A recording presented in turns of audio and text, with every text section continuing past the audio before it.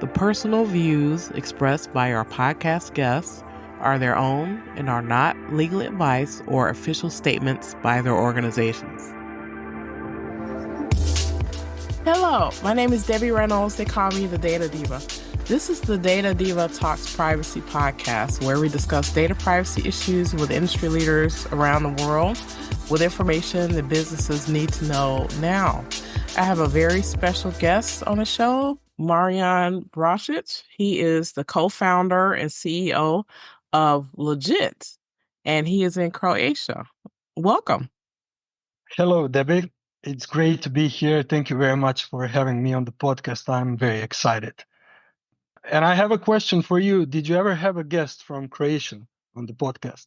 No, you're the first person from Croatia on the podcast. Happy to have you here, though. Thank you.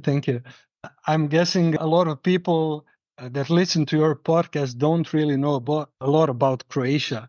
And maybe I could mention, I think Croatia is a fascinating country. We are a small country of less than 4 million people, but we are famous for the coastal region and the beautiful seaside. And we have around 1,200 islands, out of which only 50 are inhabited. And if you ever wanted to have a private island just for a day, I think this is the perfect place to come over and enjoy the seaside. And one other interesting fact about Croatia is that even though it's such a small country, it has one of the biggest charter fleets of sailing yachts, because a lot of people love to come here during the summer.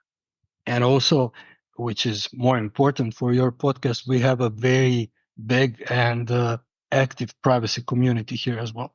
I know one other claim to fame to Croatia is that I think Game of Thrones was filmed there, I believe.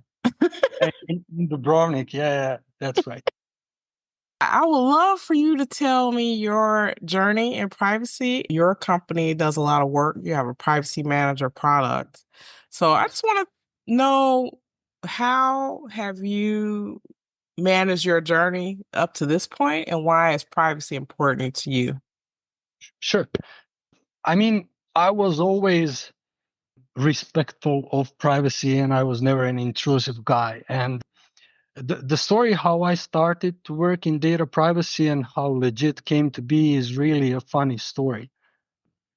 Actually, it was back in the beginning of 2017 when I was still working, heading a data management department in a bigger services company. And at that time, and this is my background, is data management, I was working with databases, ETL, metadata management, data quality, and data governance in general. And I was heading a department of data engineers. And back in the day, I was actually in Las Vegas for an IT conference. And it was like my 10th time there.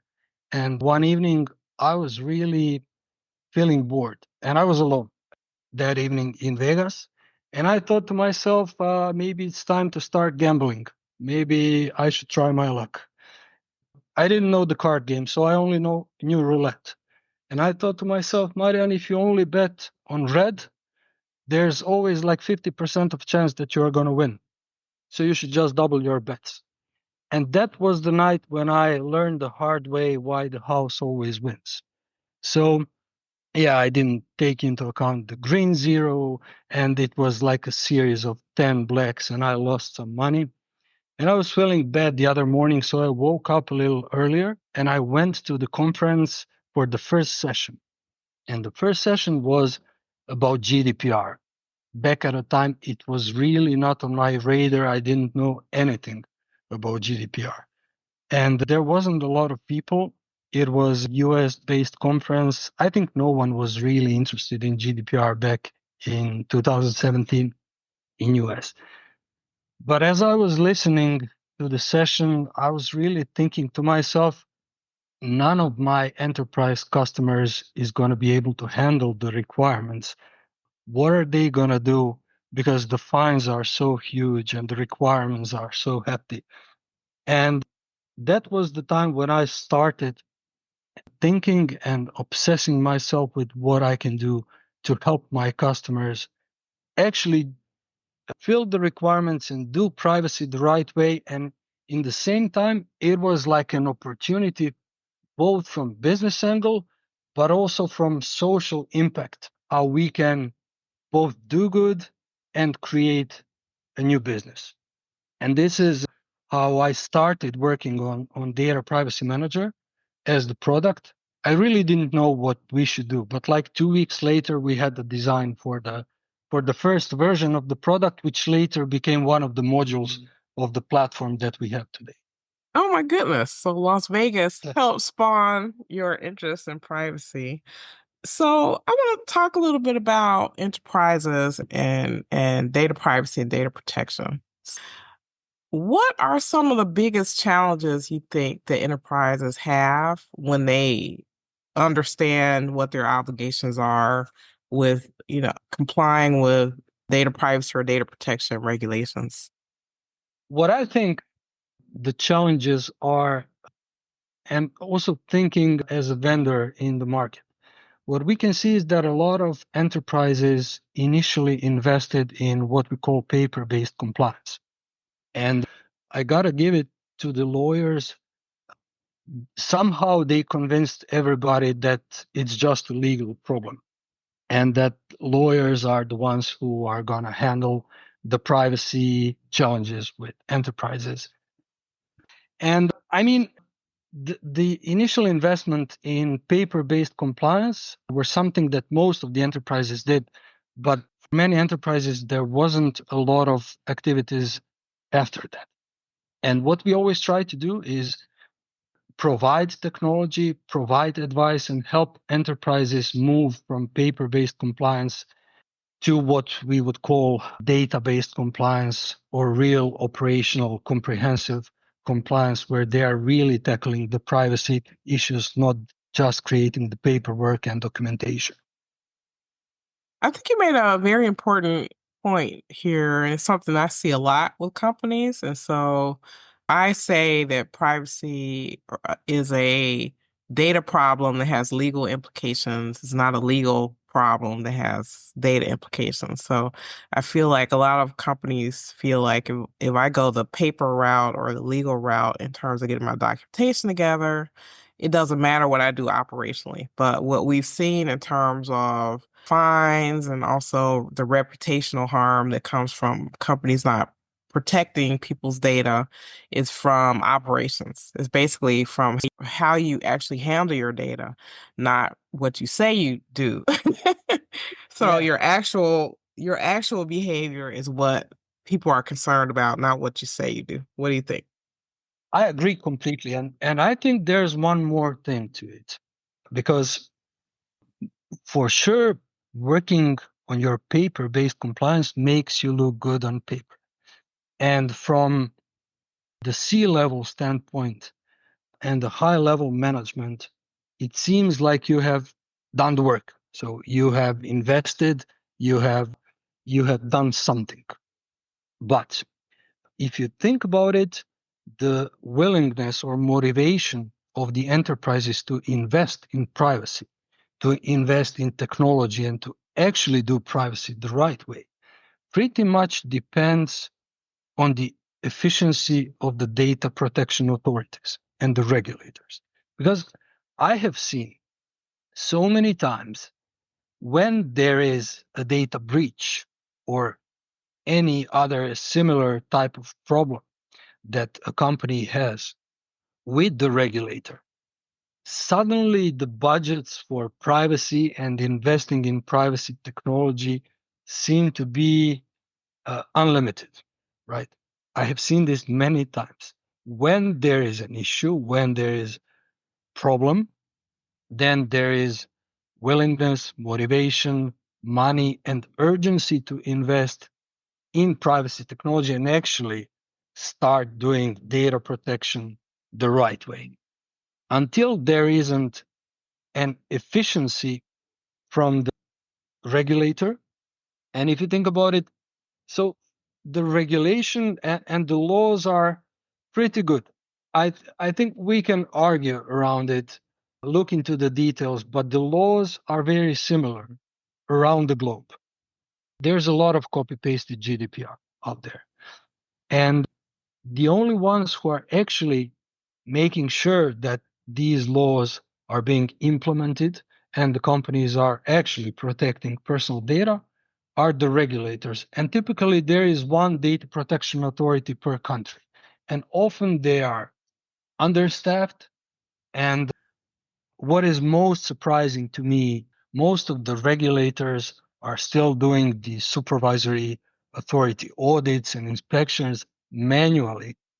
They're actually they will come to the company, they will sit with the people in the company, and they will ask questions and write their reports. But there isn't any efficient technology that they actually do to check for compliance. And one of the things that we are doing today is we are working with several regulators. I mean, our vision was always to protect people, innovation, and data. And I believe one of the most efficient ways in which we can use our technology, because we've been working on privacy enhancing technologies for almost 8 years now, is also to help the regulators. Because from an individual standpoint, they are the only ones actually protecting you. That's very cool. Well, tell me a bit about Data Privacy Manager and how that tool works. Sure. So at Legit, Data Privacy Manager is actually our flagship product. This is a software platform for privacy automation and privacy governance. And we have 4 different products within Data Privacy Manager. The first one is the data discovery, classification, and personal data search. That's one group of products.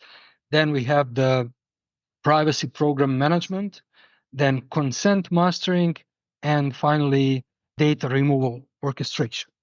And being a company coming from Croatia, we had, I think, a little different history than if you would compare us to the competition, mostly in the US. We always had to be cost effective. Everything we did was bootstrapped. So we created a cost effective solution, AI powered solution, customer oriented, modular platform for privacy automation and governance. And I think what is unique when you think about Data Privacy Manager is the way in which we use AI, mostly deep learning and machine learning models, to do personal data discovery and classification across both structured and unstructured data sources, and it works in any language and any script. Also, what we have is we never went out to purchase other technology. So everything we do is proprietary, and we didn't piece together separate technologies. Instead, we have designed a modular platform which has kind of a Lego-like design. So our customers can always think big and start small. And one other thing that we do, and I really haven't seen that problem being solved anywhere else, is the automation of data removal. And when I say data removal, I mean either deletion or anonymization of personal data once companies lose business and legal justification for processing of data. So it's a hard problem to tackle, but I really haven't seen a lot of other technologies that do this besides us. I'm glad you said that, because that's the question I want to ask you coming up next. Because data deletion, to me, is the hardest problem that companies have. And the reason I want your thoughts, the reason why I think it's hard is a couple things. One is that software is typically made to remember data and not to forget it. And also, companies are fearful about deleting something that they think is important, right? So they have so much data, they have so much junk, really. And so if they're not classifying their data, they don't know what it is. It makes it harder for them to separate themselves from this information. And then also duplication. So the data is duplicated so many times within organizations, it just complicates deletion. So what's your thoughts? Yeah, I agree. I think this is one of the hardest problems to tackle, especially if you think from technical perspective, because there are so many different systems be it databases or applications or document stores. Yeah, also so many, documents containing personal data are being duplicated and scattered all across the data landscape. And we've seen this problem when we started initially speaking with big insurance companies in Europe, because for some reason they were the first one to feel the risk. If you have a data breach, that's bad. But if you have so many data that you already needed to delete or anonymize in some way, it gets even worse. It multiplies. We created a concept of actually understanding which data objects are in the retention period. What are the rules globally, the rules around retention periods, how long the company must keep specific data, or how long the company is allowed to keep specific data. And once you get a handle of the rules and which data you are not allowed to process anymore, then you can start building what we call a data removal schedule. And then sometimes you can delete data, sometimes you cannot delete data for technical reasons, especially if you think like databases and data that you store there, and even for reporting purposes for other regulatory reports where you're not allowed to delete data from the databases, then you need to either mask data or encrypt portions of the data, the identifiers mostly. So we have built this concept around data removal. And there is a reason why we call it data removal, because sometimes it's deletion, sometimes it's anonymization. It was difficult, and it's always technically the most complex solution to implement. However, there isn't an excuse for companies not to do it, because really, if you think about data minimization principle, and if you think about the risks that come with exposing data that you shouldn't have, it's a must for companies. So this stage, we are seeing more and more companies invest in this. And it really comes as a cherry on top. If you are building a robust privacy program, you will typically start with other stuff like, building your records of processing activities, understanding what you do with data, doing data discovery and classification, understanding the data landscape, managing consents, managing cookies. But at the end, you got to start thinking about how to remove excess data.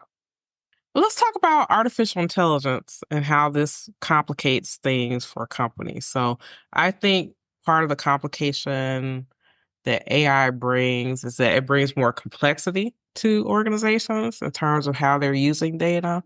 And sometimes they don't have the level of visibility that they need to have about how they're handling data. And so I think that just becomes an extra issue that companies need to think about. But what are your thoughts? Well, I think the rise of AI today is really fascinating, and it's gonna make our life.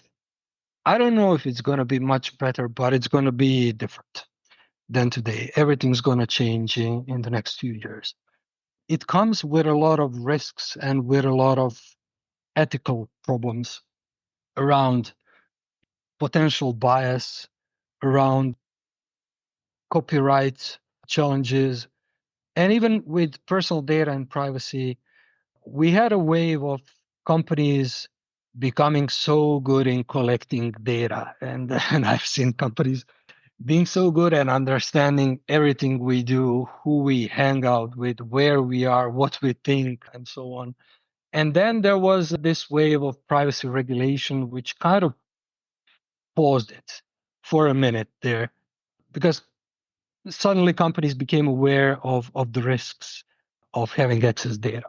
But now with AI, again, we are seeing a wave of all the different services and applications and models using AI. And like if you think about it, 90% of the development cycle of anything AI related is revolving around collecting data for training and testing AI. And it really, again, poses a big challenge also from privacy perspective. But privacy is not the only issue we have from the ethical standpoint when it comes to developing AI. I think with the a wave of AI regulation coming, like the EU AI Act here. We're also going to see a lot of rules and potential fines that companies need to think of. And it's time to also think about the proper governance of the AI technologies, not only developing, but also using commercially available AI services.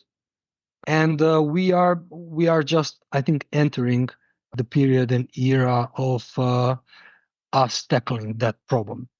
One of the things that is not gonna go away is protecting personal data and building robust privacy programs, because it's also going to be a baseline for ethical use of AI. Yeah. So, what's happening in the world right now that concerns you in the privacy or data protection area? Something that you see, you're like, wow, this is concerning, or I don't like this development. What do you think? So I did mention before the inefficiency of the supervisory authorities, of the data protection authorities.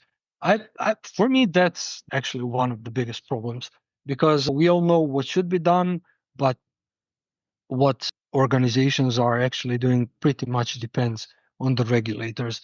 I think if I would have to choose one thing, that would be what I would choose, and where we are also focusing our efforts now, and really helping the regulators become more efficient is gonna, in a way, help companies find the motivation and the budget for doing privacy the right way and for investing in privacy enhancing technologies like our data privacy manager. I think that's one key area where we want to focus our efforts on. Besides that, I think, like we mentioned, with the rise of AI, there comes a lot of other risks for data protection and privacy. And this would be, from my point of view, the most important trends that we are seeing at this point. I think that concern about what regulators or supervisory authorities are doing is very concerning to all of us. I think in the US, we're more concerned about just getting regulation or legislation in place as opposed to having these example lawsuits or different things. And so it makes the landscape a lot more complicated. But I agree with you, and I want your thoughts. I feel like because the volumes of data are so massive, and it's almost impossible to do this work manually. Where people thought they could do it manually before, I just don't think it's possible to do it in any efficient way without adding some level of automation. What do you think? I agree with you completely. I think for most of the companies today, nothing can be done manually anymore, especially if you think about the volumes of data they are handling. And so we have recently seen a lot of questions coming from the companies in relation to the unstructured data that they have, like all the documents that companies handle. And we have seen like petabytes of documents that they have stored in their DMS systems. And it's really what we call dark data. Because for most of the structured data sources, like databases and applications, you would think that companies really can handle that and they have control over what kind of data they are processing it, how they are protecting it. And in most cases, you would be right.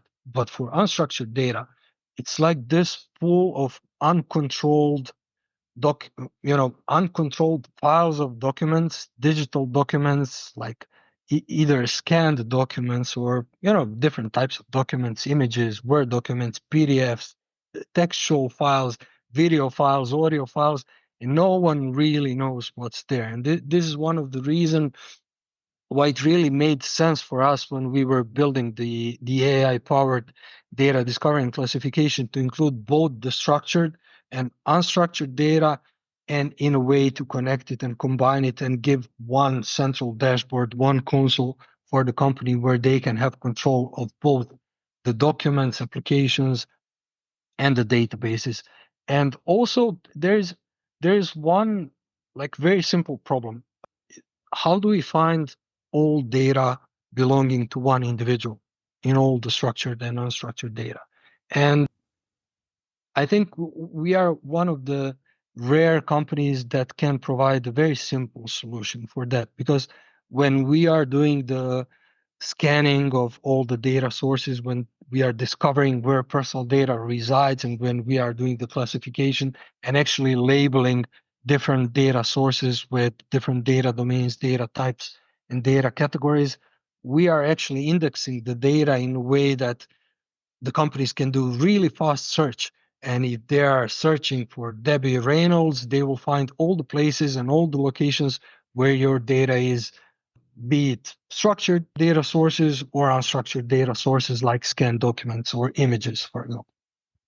Talk a little bit about unstructured data for a second. And so for data people like me, I understand this very well. And I actually did an article in my newsletter about this because sometimes you have companies that say, oh, I have a data map and here's all of our applications. And it's like the majority of data that companies have are not in applications, they're unstructured, right? And so it's basically the sea of documents that a lot of times people don't know who owns it, was there, how long it's been there, whether it's important or not. It's obviously a lot of times duplicated.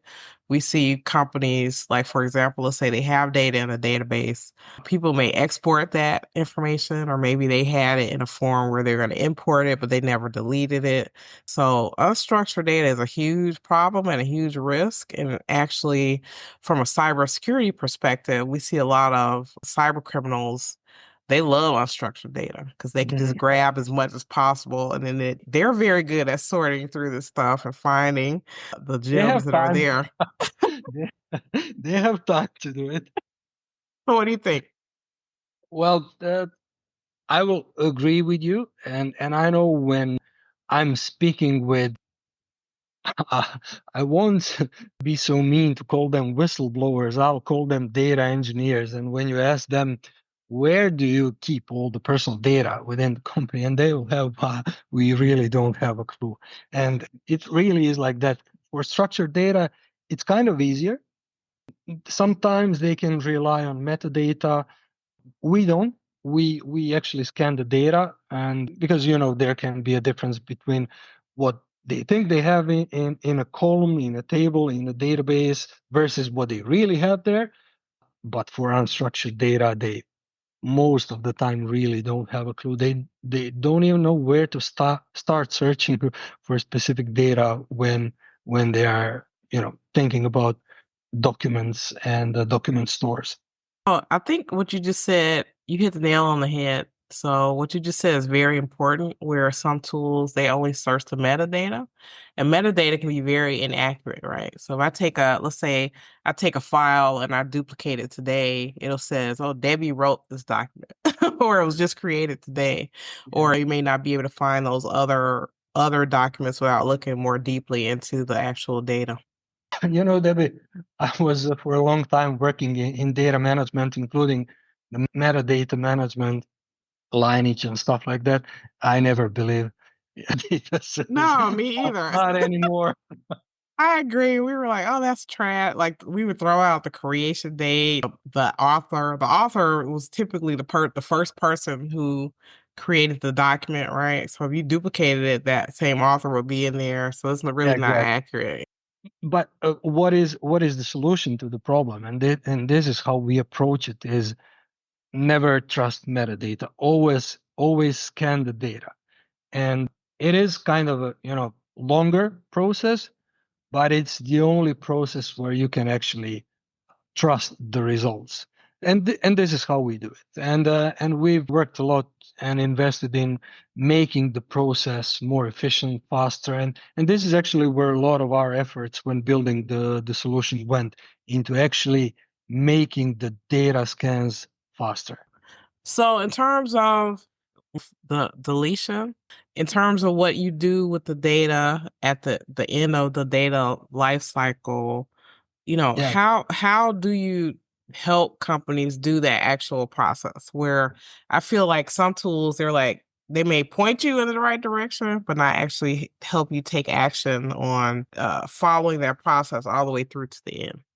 Yeah, so when you think about data removal, that's how we call it. You need to understand a few things. You need to understand the business process, because like think think of a bank. If they have like a line of credit products like loans, if they have a line of debit products, they also can have personal data that belongs to the, point of sale transactions or employee management. And when you are building a data removal automation process, you always have to take into account how the business process works, where the data is stored in relation to a specific business process, what are the dependencies between data and between systems. And on top of this, you need to take into account what are the specific retention rules, and they differ between industries and between countries. And once you have all of that in place, then you can start actually building an automated process around understanding which data objects need to be removed at which point and why. And then we can actually start orchestrating, because we know where the data resides, what are the dependencies, and in a way, then we understand what is the order of actually removing data from different systems. Now, it's not as complicated as it sounds, but for technical reasons, and we have seen customers with like 200 different systems which are in the scope of data removal, it it is not easy. And also, when you think about it, what we are doing is actually removing productional data, and that doesn't sound good when you think about it. But this is what you need to do. So you really have to be careful when designing this type of processes. So many privacy or data protection regulations are saying that you should remove data, certain data about people that's personally identifiable after your purpose has expired, right? And so to me, this has probably been one of the most frustrating parts of the regulatory landscape for companies, because a lot of times they never really they never tied their data management or the data lifecycle to a purpose. So how do you help companies manage that process? So one thing is that the data protection regulation is non-prescriptive when it comes to understanding how long you need to keep data. And if you just say that as long as you have the purpose for processing, it doesn't mean anything to the people actually managing the systems. So what you need to understand is specific regulations, specific laws tied to your industry, because they are the ones who specify how long you should keep specific categories of data. And what we do is we have a global knowledge base of the retention rules. We have a data inventory, which is more like technical perspective and asset perspective on where the data resides. And then we have the regulatory or business perspective, including the data processing inventory, which has information about the records of processing activities and the purposes and the lawful basis. So when you tie all of that together, and remember, I said we have designed our software solution to be like a Lego design, where you can connect all these different Legos, the modules that we have. And it really then provides you with information and perspective on how is specific data asset connected to a purpose, what are the retention rules, and then we can actually build the data removal flows and automate data removal in a proper way. So, Marian, if it were the world according to you and we did everything that you said, what would be your wish for data privacy or data protection anywhere in the world, whether that be regulation, human behavior, or technology?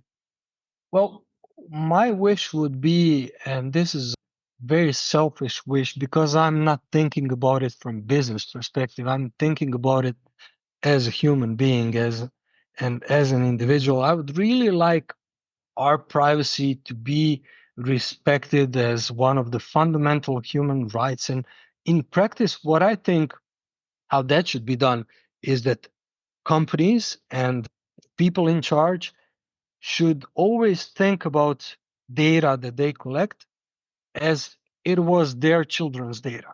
Because if you put it in that perspective, no one will actually, purposefully expose their children's data, like where their children are, what they do, what they think, and so on. So I would like everybody to treat personal data as it was their children's personal data. I think that would make everything much better and also much easier because it puts things into perspective. I never heard anyone say that, but I agree. I agree with that because sometimes people say, well, I don't mind if someone does something with my data, my personal data, right? But then if you say, well, what about your kid? And they're like, oh my goodness, no, people can't have that. So putting in Yeah, that perspective, I think is really good. for me, that always worked because often people who are not so much into privacy ask me, so how do we even try to understand what we as a company should do with personal data because data protection is so complicated? And I say, it really isn't. Just try to think as the data you have is your children's data, and then try to do anything you can to protect it. It's that simple in the end. This is great. Thank you so much for being on the show. Let people know how they can reach out to you or contact you. And also let me know, what are you up to? What are you guys doing next?